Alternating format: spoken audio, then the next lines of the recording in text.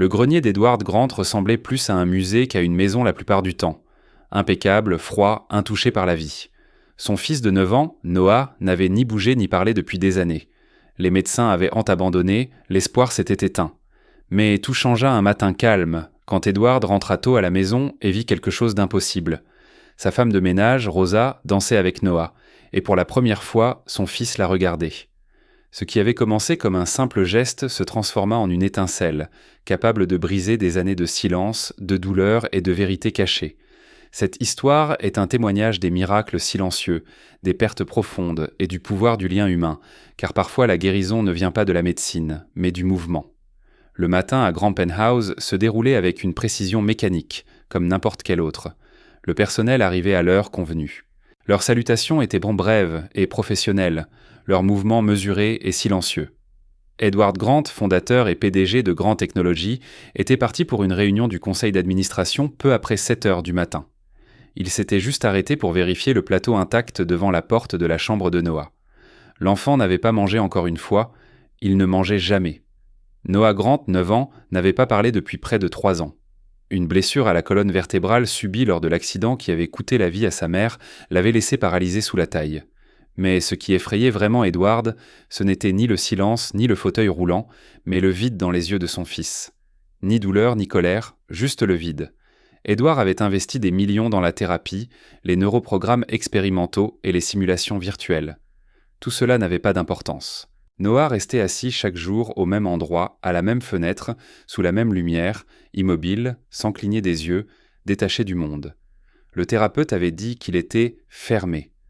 Edward préférait penser que Noah était enfermé dans une pièce dont il refusait de sortir. Une pièce dans laquelle Edward ne pouvait entrer ni par la science, ni par l'amour, ni par quoi que ce soit d'autre. Ce matin-là, la réunion du conseil d'administration d'Edward fut soudainement annulée. Un collègue international avait manqué son vol. Avec 2 heures inattendues de libre, il décida de rentrer chez lui. Non par nostalgie ou inquiétude, mais par habitude. Il y avait toujours quelque chose à vérifier, quelque chose à corriger. Le trajet en ascenseur fut rapide, et lorsque les portes du penthouse du dernier étage s'ouvrirent, Edward en sortit avec sa liste mentale habituelle de choses à faire. Il n'était pas préparé à la musique. Elle était faible, presque insaisissable, et pas celle diffusée par le système intégré du penthouse. La musique avait une texture réelle, imparfaite, vivante. Il s'arrêta, incertain, puis avança lentement dans le couloir. Chaque pas était lent, presque involontaire. La musique devint plus claire, une valse douce mais constante. Puis vint quelque chose d'encore plus impensable, le son du mouvement. Ce n'était pas le bruit robotique d'un aspirateur ou le bruit des outils de nettoyage, mais quelque chose de fluide, comme une danse. Et puis il vit Rosa. Elle tournait lentement et gracieusement pieds nus sur le sol de marbre. Le soleil pénétrait par les stores ouverts, projetant de douces traînées dans le salon, comme s'il essayait de danser avec elle. Dans sa main droite, délicatement tenue comme un objet en porcelaine, se trouvait la main de Noah. Ses petits doigts étaient librement entrelacés avec les siens, et elle tournait doucement, guidant sa main à travers un simple mouvement en arc, comme s'il la dirigeait. Les mouvements de Rosa n'étaient ni grandioses ni répétés. Ils étaient calmes, intuitifs, personnels. Mais ce n'était pas Rosa qui arrêtait Edward, ni même la danse. C'était Noah, son fils, son enfant, cassé et inaccessible. La tête de Noah était légèrement inclinée vers le haut. Ses yeux bleu pâle, fixés sur la silhouette de Rosa, suivaient chacun de ses mouvements, sans cligner des yeux, sans détourner le regard, intensément présent. Le souffle d'Edward se coupa, sa vue se brouilla, mais il ne détourna pas le regard. Noah n'avait pas établi de contact visuel avec qui que ce soit depuis plus d'1 an, même pendant les thérapies les plus intenses. Et pourtant, il n'était pas seulement présent, mais participant, bien que subtilement, à une valse avec une inconnue. Edward resta là plus longtemps qu'il ne le réalisa, jusqu'à ce que la musique s'estompe et que Rosa se tourne doucement pour le regarder. Elle n'avait pas l'air surprise de son apparition. Son expression était calme, comme si elle s'attendait à ce moment. Elle ne lâcha pas la main de Noah immédiatement. Au lieu de cela, elle recula lentement, permettant à la main de Noah de retomber le long de son corps, comme si elle le tirait d'un rêve. Noah ne tressaillit pas, ne recula pas.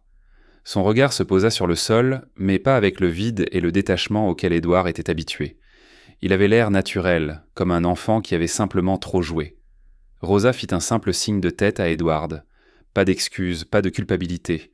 Juste un geste, comme un adulte reconnaissant un autre par une ligne invisible qui n'avait pas encore été franchie. Édouard tenta de parler, mais rien ne sortit. Sa bouche s'ouvrit, sa gorge se serra, mais les mots le trahirent. Rosa se retourna et commença à ramasser ses chiffons, fredonnant doucement, comme si la danse n'avait jamais eu lieu. Il fallut plusieurs minutes à Édouard pour bouger. Il resta debout comme un homme secoué par un tremblement de terre qu'il n'attendait pas. Son esprit tourbillonnait dans un flot de pensées. Était-ce une percée, une violation des limites ? Rosa avait-elle une expérience thérapeutique qui lui avait donné la permission de toucher son fils ? Et pourtant, aucune de ces questions n'avait de réel poids comparé à ce qu'il avait vu à ce moment-là. La réalité de la réaction, de la réponse de Noah était réelle, indéniable, plus réelle que tout rapport, IRM ou pronostic qu'il avait jamais lu. Il s'approche lentement du fauteuil roulant de Noah, s'attendant presque à ce que l'enfant retourne à son état habituel. Mais Noah ne recula pas. Il ne bougea pas non plus, mais ne s'éteignit pas non plus. Ses doigts se replièrent légèrement vers l'intérieur. Édouard remarqua la plus légère tension dans sa main, comme si un muscle se souvenait de son existence. Et puis, il y eut encore le plus faible murmure de musique. Non pas de l'appareil de Rosa, mais venant de Noah lui-même. Un faible bourdonnement, faible, mais mélodique. Édouard recula chancelant. Son fils fredonnait. Il ne prononça pas un mot le reste de la journée. Ni à Rosa, ni à Noah, ni au personnel silencieux qui avait remarqué que quelque chose avait changé. Il s'enferma dans son bureau pendant des heures, passant en revue les enregistrements de surveillance, essayant de se convaincre que ce n'était pas une hallucination. L'image resta avec lui pour toujours. Rosa tournant, Noah observant. Il ne ressentait pas de colère, il ne ressentait pas de joie. Ce qu'il ressentait lui était inconnu. Une rupture du silence dans lequel sa réalité s'était transformée. Quelque chose dans l'espace entre la perte et le désir ardent. Peut-être une étincelle. L'espoir. Non, pas encore. L'espoir était dangereux, mais sans aucun doute quelque chose s'était brisé. Le silence n'avait pas été brisé par le bruit, mais par le mouvement, quelque chose de vivant. Cette nuit-là, Édouard ne prit pas sa boisson habituelle, ne répondit pas aux emails. Il s'assit seul dans l'obscurité, écoutant non pas la musique, mais son absence, rejoignant dans son esprit ce qu'il n'aurait jamais cru revoir, son fils en mouvement. Le lendemain matin appelait des questions, des conséquences, des explications, mais rien de tout cela n'avait d'importance au moment où tout avait commencé. Un retour à la maison qui n'aurait pas dû avoir lieu, une chanson qui n'aurait pas dû être jouée, une danse impropre aux enfants paralysés. Pourtant, cela était arrivé. Édouard entra dans son salon, s'attendant au silence, mais entendit à la place une valse. Rosa, la femme de ménage qu'il avait à peine remarquée jusqu'à ce moment, tenait la main de Noah pendant qu'elle tournait. Et Noah, sans cligner des yeux, silencieux, inaccessible, ne regardait ni la fenêtre ni le vide. Il la regardait. Édouard n'appela pas Rosa immédiatement. Il attendit que le personnel soit parti et que la maison retrouve son ordre habituel. Mais lorsqu'il l'invita dans son bureau ce soir-là, le regard qu'il lui lança n'était pas de colère, pas encore, mais quelque chose de plus froid, de plus contrôlant. Rosa entra sans hésitation, le menton légèrement relevé, non pas de manière provocante, mais prête. Elle s'y attendait. Édouard était assis à l'élégante table en noyer, les mains jointes. Il lui fit signe de s'asseoir. Elle refusa. « Explique ce que tu faisais », dit-il doucement et d'une voix brisée. Pas une syllabe de trop. Rosa joignit ses mains devant elle et le regarda dans les yeux. « Je dansais », dit-elle simplement. La mâchoire d'Édouard se serra. « Avec mon fils ?» Rosa hocha la tête. « Oui. » Le silence qui suivit fut aigu. « Pourquoi ?» demanda-t-il finalement, crachant presque le mot. Rosa ne sia pas. « Parce que j'ai vu une étincelle en lui. J'ai touché une chanson, ses doigts se sont tendus, il a suivi le rythme et je me suis déplacé avec lui. » Édouard se leva. « Tu n'es pas une thérapeute, Rosa. Tu n'es pas formée. Ne touche pas mon fils. » Sa réponse fut immédiate, ferme, mais jamais irrespectueuse. Personne d'autre ne le touche, ni avec joie, ni avec confiance. Je ne l'ai pas forcé, je l'ai suivi. Édouard faisait les 100 pas. Il y avait quelque chose dans son calme qui le rendait plus nerveux qu'une franche défiance. « Tu aurais pu détruire des mois de thérapie, des années, marmonna-t-il.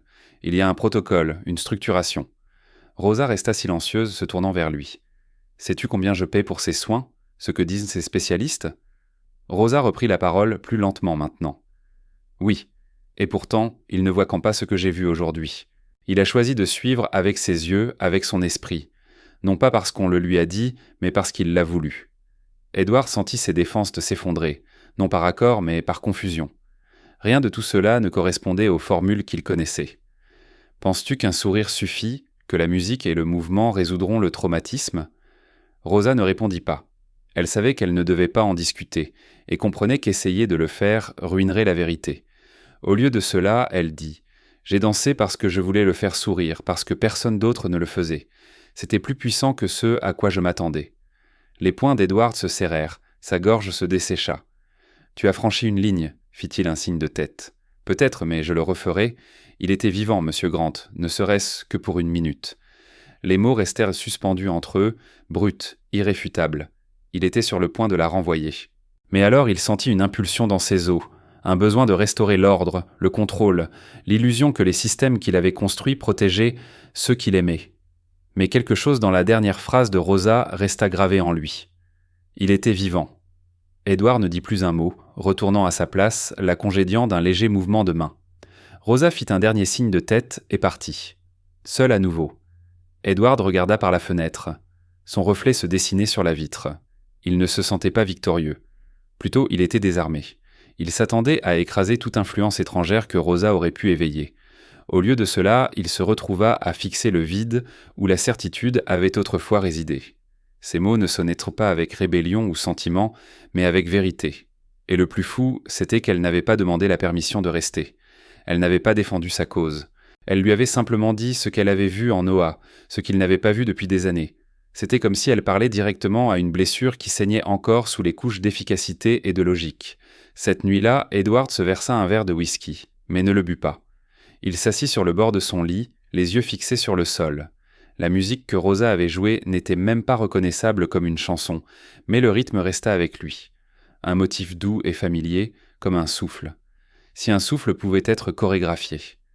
Il essaya de se souvenir de la dernière fois qu'il avait entendu de la musique dans cette maison, qui n'était pas liée à la recommandation d'un thérapeute ou à une tentative de stimulation.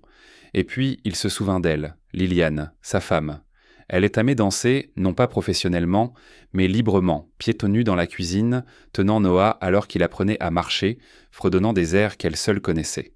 Edward avait dansé avec elle dans le salon une fois. Juste après les premiers pas de Noah, il s'était senti à la fois ridicule et léger. C'était avant l'accident, avant le fauteuil roulant et le silence. Il n'avait pas dansé depuis. Il ne s'était pas permis. Mais cette nuit-là, dans le silence de sa chambre, il remarqua qu'il se balançait légèrement sur sa chaise, pas tout à fait dansant, pas tout à fait immobile. Incapable de résister à l'attrait de ce souvenir, Edward se leva et se dirigea vers la chambre de Noah. Il ouvrit doucement la porte, presque effrayé de ce qu'il pourrait ou ne pourrait pas voir. Noah était assis dans son fauteuil roulant, le dos à la porte, regardant la fenêtre comme d'habitude, mais il y avait autre chose dans l'air, un son faible. Edward s'approcha. Ce n'était pas un appareil ou un haut-parleur. Le son venait de Noah. Ses lèvres étaient légèrement entr'ouvertes. Le son était intermittent, presque inaudible mais indéniable. Un bourdonnement. La même mélodie que Rosa avait jouée, par intermittence, tremblante, imparfaite. La poitrine d'Edward se serra. Il resta immobile, craignant de bouger, craignant que tout miracle fragile qui naissait ne s'arrête s'il s'approchait. Noah ne se tourna pas pour le regarder. Il continua simplement à fredonner, se balançant légèrement. Le mouvement était si subtil qu'Edward aurait pu le manquer s'il n'avait pas cherché des signes de vie. Et puis, il réalisa que Noah avait toujours été vivant. Il avait simplement cessé de l'attendre. De retour dans sa chambre, Edward ne dormit pas. Non pas à cause de l'insomnie ou du stress, mais à cause de quelque chose de plus étrange, le poids de la possibilité. Quelque chose chez Rosa le dérangeait. Et non pas parce qu'elle avait dépassé ses fonctions, mais parce qu'elle avait rendu l'impossible possible, ce que les spécialistes les plus reconnus, les plus chers et les plus recommandés n'avaient ni pas pu faire. Elle avait atteint Noah non pas par la technique, mais par quelque chose de beaucoup plus dangereux, l'émotion, la vulnérabilité. Elle avait osé traiter son fils comme un enfant et non comme un diagnostic. Edward avait passé des années à essayer de reconstruire ce que l'accident avait détruit, avec de l'argent, des systèmes, de la technologie. Mais ce que Rosa avait fait ne pouvait pas être reproduit en laboratoire ni mesuré sur des graphiques. Cela l'effrayait. Et pourtant, même s'il refusait encore de l'admettre, cela lui donnait quelque chose de plus grand, quelque chose qu'il avait enfoui sous la douleur et le protocole, l'espoir. Et cet espoir, bien que petit, a tout réécrit. Rosa fut autorisée à retourner au grenier sous des conditions strictes, seulement le ménage. Edward lui avait fait comprendre dès son arrivée. Pas de musique, pas de danse, juste le ménage. Il parlait sans la regarder dans les yeux. Sa voix était volontairement neutre. Rosa ne discuta pas. Elle hocha la tête une fois, prit sa serpillière et son balai, comme acceptant les règles d'un duel silencieux, et se déplaça avec la même grâce consciente qu'elle avait toujours montrée. Il n'y eut pas de sermon, pas de tension constante, juste une faible compréhension silencieuse entre eux que quelque chose de sacré s'était produit et que cela serait désormais traité comme quelque chose de fragile.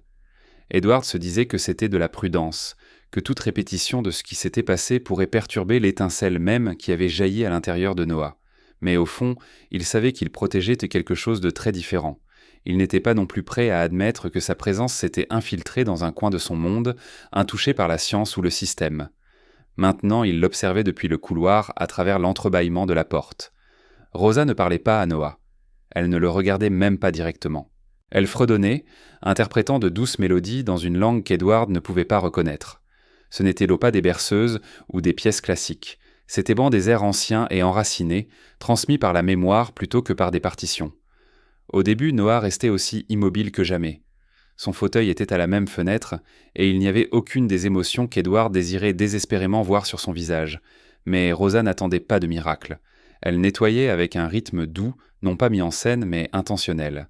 Ses mouvements étaient bons et fluides, comme si elle était dans un état de flux, ne jouant pas un rôle, mais simplement existant. De temps en temps, elle faisait une pause à mi-chemin et changeait légèrement son fredonnement, permettant à la mélodie de baisser ou de vibrer. Edward ne pouvait pas l'expliquer, mais cela affectait l'atmosphère entre eux, même depuis le couloir. Et puis, un soir, il se passa une petite chose que n'importe qui d'autre aurait pu manquer.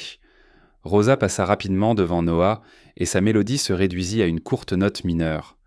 Ses yeux la suivirent pendant une seconde seulement, mais Edward le vit. Rosa ne réagit pas. Elle ne parla pas et n'en fit pas étalage. Elle continua à fredonner sans s'arrêter, comme si elle n'avait rien remarqué. Le lendemain, la même chose se produisit. Cette fois, alors qu'elle passait, ses yeux se tournèrent vers elle et s'y attardèrent une seconde de plus. Quelques jours plus tard, il cligna 2 fois des yeux lorsqu'elle se retourna. Pas des clignements rapides, mais des clignements délibérés. C'était presque comme une conversation silencieuse, comme s'il apprenait à répondre de la seule manière dont il le pouvait. Edward continua d'observer jour après jour.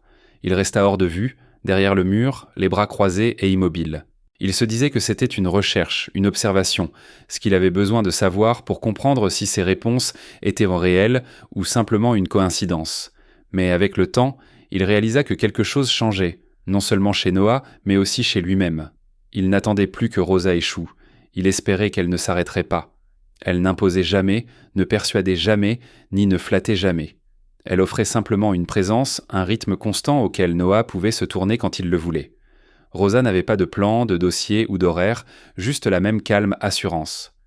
Parfois, elle laissait un chiffon coloré sur la table, et Noah le regardait. Un jour, en balayant, elle fit une pause pour taper légèrement une cuillère en bois sur un seau. Le rythme était doux, presque un murmure, mais Edward remarqua que le pied de Noah bougea juste une fois, à peine perceptible, puis resta immobile. Ce n'était pas de grandes avancées, du moins pas selon les normes traditionnelles, mais c'était quelque chose de plus. La preuve que la connexion n'est pas un interrupteur à actionner, mais un terrain à cultiver. Edward passa de plus en plus de temps derrière le mur du couloir. Sa respiration ralentissait pour s'adapter au rythme de Rosa. Un jour, il tenta de l'expliquer au physiothérapeute de Noah, mais les mots restèrent encoincés dans sa gorge. Comment expliquer ce qu'il avait ressenti en voyant la femme de ménage devenir une facilitatrice? Comment décrire les tics oculaires et le fléchissement des doigts comme des jalons? Cela aurait été qualifié d'anecdotique, d'irrégulier, de non confirmé. Edward s'en fichait. Il avait appris à ne pas sous-estimer ce qui semblait n'être rien. Rosa traitait ces moments comme des graines, non pas avec hâte, mais avec la certitude que quelque chose d'invisible travaillait sous la surface. Il n'y eut pas de cérémonie ni d'annonce. Rosa partait à la fin de son quart de travail, ses outils à la main. Elle faisait un signe de tête à Edward si leurs chemins se croisaient et disparaissait dans l'ascenseur, comme si rien n'avait changé ce jour-là. C'était fou, d'une certaine manière, la modestie avec laquelle elle exerçait son pouvoir. Edward ne savait pas s'il était reconnaissant ou effrayé de la quantité dont il avait besoin d'elle. Il se demandait où elle avait appris ces berceuses, qui les lui avaient chantées, mais il ne demanda jamais. Il lui semblait mal de réduire son rôle à quelque chose d'explicable. L'important était que, quand elle était dans la pièce, Noah était là aussi, même si c'était juste un peu plus que la veille. Le 6e jour, Rosa termina de balayer et de nettoyer sans un bruit superflu. Noah avait suivi ses mouvements 3 fois ce matin-là. Une fois, Edward jura qu'il avait vu l'enfant sourire, juste un tic dans la joue, mais il était là. Rosa l'avait remarqué aussi, mais n'avait fait aucun commentaire. C'était son cadeau. Elle laissait les moments vivre et mourir, sans les travestir. En rassemblant ses affaires pour partir, elle s'approcha de la table et s'arrêta. Elle sortit de sa poche une serviette en papier soigneusement pliée. Sans un mot, elle la posa sur la table à côté de la chaise de lecture habituelle d'Edward et regarda une fois dans le couloir. Elle savait qu'il la regardait et elle partit. Edward attendit qu'elle soit partie avant de s'approcher. La serviette était blanche, le genre que l'on garde en vrac, mais il y avait un dessin d'enfant, mais précis, au crayon. 2 bonshommes allumettes, un grand, un petit. Leurs bras étaient détendus, légèrement pliés, sans aucun doute au milieu d'un tour. L'une des figurines avait des cheveux dessinés avec des lignes épaisses, l'autre un simple cercle pour la tête. La gorge d'Edward se serra. Il s'assit et tint la serviette longtemps. Il n'avait pas besoin de demander qui l'avait dessiné. Les lignes étaient hésitantes et inégales. Il y avait des taches où le crayon avait été effacé et redessiné.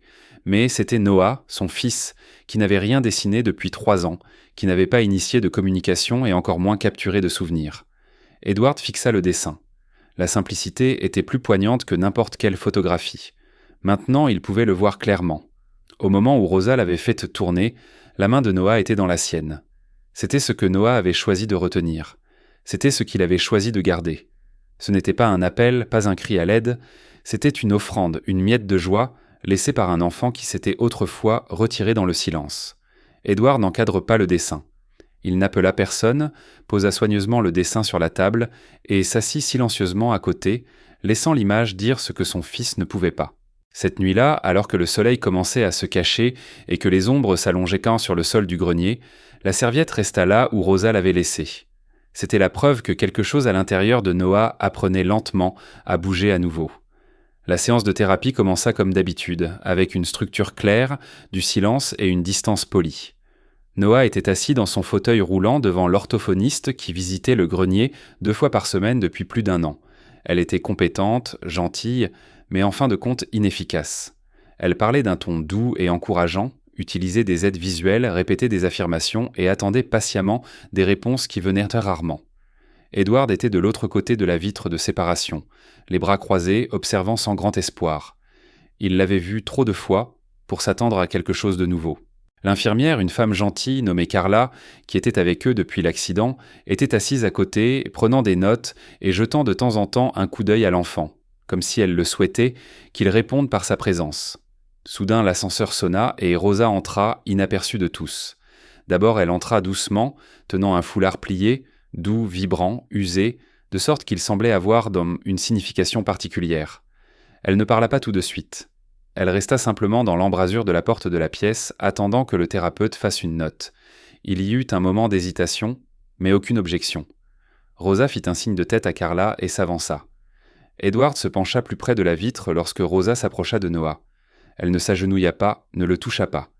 Elle leva simplement le foulard, le laissa pendre et se balancer légèrement, comme un pendule. Sa voix était douce, juste assez forte pour être entendue. « Tu veux réessayer » demanda-t-elle, inclinant la tête. Ce n'était pas une persuasion, pas un ordre, mais une invitation ouverte et non imposée. La pièce retint son souffle. Le thérapeute se tourna légèrement, ne sachant s'il devait intervenir. Carla se figea. Ses yeux allèrent de Rosa à Edward, ne sachant pas comment cela s'inscrivait dans son rôle. Mais Noah cligna une fois, puis une seconde. 2 clignements lents et délibérés. Sa version de oui. Le thérapeute soupira doucement. La main d'Edward quitta sa bouche. Le son qu'il fit était quelque part entre un rire et un sanglot. Il recula de la fenêtre, soudain incapable de supporter d'être vu avec la gorge serrée. Ce n'était pas seulement une réaction, c'était une reconnaissance. Noah avait compris la question, et il y avait répondu. Rosa n'applaudit pas et ne réagit pas. Elle sourit simplement. Non pas à Noah, mais avec lui, et commença à enrouler lentement le foulard autour de ses doigts. Elle joua doucement avec le foulard, sans le serrer, puis le déroula, laissant les extrémités flotter dans l'air. Chaque fois que le foulard touchait le bout des doigts de Noah, elle s'attardait pour voir s'il répondrait. Après quelques mouvements, sa main bougea, non pas par réflexe, mais par choix. Il ne saisit pas le foulard, mais le reconnut. Rosa ne se pressa jamais. Elle le laissa donner le rythme. Le thérapeute, maintenant sans mots, recula lentement pour observer. Il était clair que la séance était passée entre d'autres mains. Rosa n'effectuait pas une routine thérapeutique. Elle suivait un langage que seule elle et l'enfant semblaient à comprendre. Chaque instant était gagné non par l'expertise, mais par l'intuition et la confiance. Edward resta derrière la vitre. Son corps était tendu, mais son visage avait changé, devenu vulnérable. Pendant des années, il avait payé des gens pour débloquer son fils et briser la barrière de l'immobilité. Et voici Rosa, sans titre, sans diplôme, un foulard à la main, et elle avait tiré un oui d'un garçon que tous les autres avaient cessé d'essayer d'atteindre. Ce n'était pas spectaculaire, mais c'était révolutionnaire. Une révolution silencieuse, se déroulant instant après instant. Lorsque la séance se termina, Rosa remit le foulard dans son sac, sans faire de bruit. Elle ne regarda pas Edward dans les yeux en sortant. Il ne la suivit pas. Il ne le pouvait pas. Ses émotions n'avaient pas encore atteint le bon moment. Pour un homme qui prenait des décisions pour des empires, il se sentait impuissant face à ce qu'il venait de voir. De retour à ses tâches de nettoyage, Rosa continua ses affaires habituelles. Elle essuyait les surfaces, redressait les cadres, ramassait le linge. Il semblait que le miracle qui venait de se produire était aussi naturel pour elle que respirer. Et peut-être, pour elle, c'était le cas. Cette nuit-là, le personnel étant parti et les lumières du grenier éteintes, Rosa retourna à son chariot. Cachée entre une bouteille de spray et un chiffon plié, elle trouva une simple note dactylographiée, sans enveloppe. Juste un petit carré soigneusement plié. Doucement, elle la déplia. 4 mots. Merci P. Rosa lut la note 2 fois, puis une fois de plus. Il n'y avait pas de signature, à part des initiales, pas d'instruction ni d'avertissement, juste de la gratitude, fragile et sincère. Elle plia la note et la glissa dans sa poche, sans un mot. Mais tout le monde n'était pas content. Le lendemain, alors que Rosa ramassait des fournitures dans la buanderie, Carla s'approcha d'elle avec un regard gentil mais ferme. « Tu joues un jeu dangereux », dit-elle, pliant doucement une serviette. Rosa ne répondit pas tout de suite. Carla continua. « Il commence à se réveiller, et c'est magnifique. Mais cette famille a souffert en silence pendant des années. Tu exposes trop de choses. On te reprochera la douleur qui vient avec la guérison. » Rosa se tourna calmement, toujours sereine. « Je sais ce que je fais, dit-elle. Je n'essaie pas de le réparer. Je lui donne juste de l'espace pour ressentir. » Carla hésita. « Fais attention, dit-elle. Tu guéris ce qui n'était pas cassé. » Il n'y avait pas de malice dans sa voix, juste de l'inquiétude et de la compassion. Elle ne disait pas cela pour la dissuader, mais parce qu'elle avait vu la famille Grant se désintégrer morceau par morceau. Rosa posa doucement sa main sur celle de Carla. « Humain, c'est pour cela que je suis là, » murmura-t-elle. Il n'y avait aucun doute dans ses yeux. Plus tard cette nuit-là, Rosa était seule dans la salle de nettoyage, tenant le foulard dans ses mains. C'était le même foulard qu'elle avait ramené de la maison de sa mère. Il sentait légèrement la lavande et le thym. Elle n'en avait pas besoin pour le travail, mais elle le gardait près d'elle. Maintenant, non pas pour l'apparat, ni par fierté, mais comme un rappel que la douceur pouvait encore percer. Parfois, ce que le monde appelait incompétence était exactement ce dont une âme brisée avait besoin. Elle avait vu le clignement, elle avait vu l'étincelle. Et bien qu'Edward n'ait pas dit plus que ces 4 mots, elle sentait que ces murs s'étaient suffisamment déplacés pour laisser entrer la lumière. Le lendemain matin, il retourna tôt au grenier, fredonnant un peu plus fort cette fois. Personne ne l'arrêta. La porte vitrée derrière laquelle Edward se tenait n'était plus fermée. Cela se produisit si vite, et pourtant cela semblait un moment figé dans le temps. Rosa était agenouillée à côté du fauteuil roulant de Noah, ajustant le ruban qu'ils utilisèrent pour l'exercice de coordination. Edward observait depuis l'embrasure de la porte, les bras croisés, comme toujours, non par froideur, mais dans une tentative habituelle de contrôler toute émotion qui pourrait jaillir sous la surface. La séance se déroula en douceur. Rosa laissa Noah donner le rythme. Comme toujours, les mouvements des mains de Noah s'amélioraient, un peu plus fluides, un peu plus assurés. Elle ne le pressait jamais, ne lui demandait jamais d'en faire plus que ce qu'il ne pouvait. Et puis, alors qu'elle rassemblait le ruban dans sa main, Noah ouvrit la bouche. L'air bougea. Ce n'était pas le genre d'ouverture qui signifiait un bâillement ou une toux. Ses lèvres s'écartèrent avec intention. De celle-ci sortit un mot rauque, fêlé, à peine formé, « Rosa ». Au début, Rosa pensa qu'elle l'avait imaginé, mais en levant les yeux, elle vit ses lèvres bouger à nouveau. Maintenant plus doux, à peine audible, « Rosa ». 2 syllabes. Le premier nom qu'il avait prononcé en 3 ans. Pas un son, pas un murmure, mais son nom. Rosa retint son souffle. Son corps trembla. Elle laissa tomber le ruban involontairement. Edward recula, son épaule heurtant l'encadrement de la porte. Il ne s'attendait à aucun son. Pas aujourd'hui, ni jamais, pour être honnête. Le mot résonna en lui plus fort que tout autre qu'il avait entendu depuis des années. Son fils inaccessible, inatteignable, avait parlé. « Pas maman, dit Rosa. Non, papa, non. Oui, dit Rosa. Même pas maman. La réaction d'Edward fut immédiate. Il se précipita, les yeux écarquillés, et tomba à genoux à côté du fauteuil roulant. Son cœur battait contre ses côtes. Il n'était pas essoufflé. « Dis-le encore, dis, papa. Tu peux dire de papa. » Il gonfla les joues de l'enfant,